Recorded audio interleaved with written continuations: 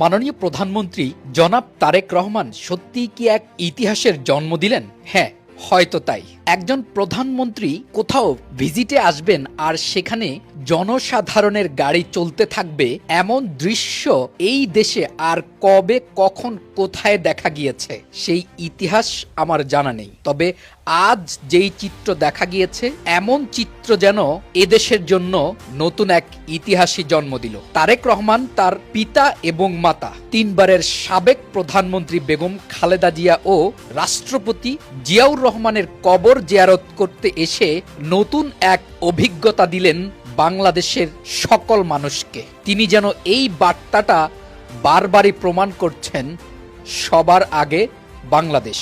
তিনি হোক প্রধানমন্ত্রী কিংবা অন্য কেউ, কারো জন্য কেউ রাস্তা থামিয়ে দিবে না। সবাই চলবে একসাথে, কাঁধে কাঁধ মিলিয়ে।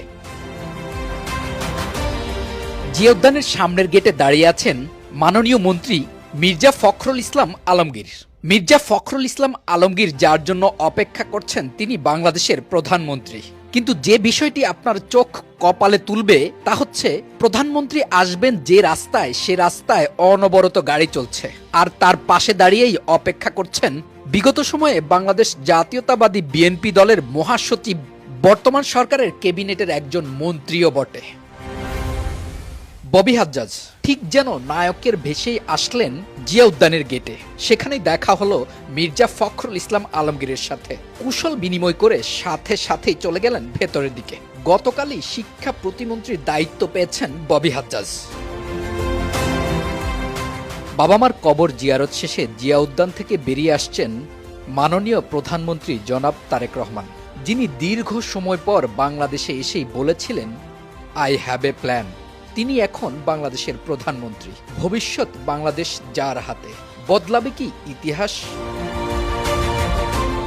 নুরুল হক নূর, যার আরেক নাম ভিপি নূর। জিয়া উদ্যানে ভিপি নূরের এই আগমন মাননীয় প্রধানমন্ত্রী জনাব তারেক রহমানের সাথে তার বাবা মায়ের কবর জিয়ারত করা। বাংলাদেশে আর কজন নেতা আছেন ভিপি নূরের মতো এত ত্যাগ, এত যন্ত্রণা সহ্য করে নিজের সিদ্ধান্তে অটুট ছিলেন?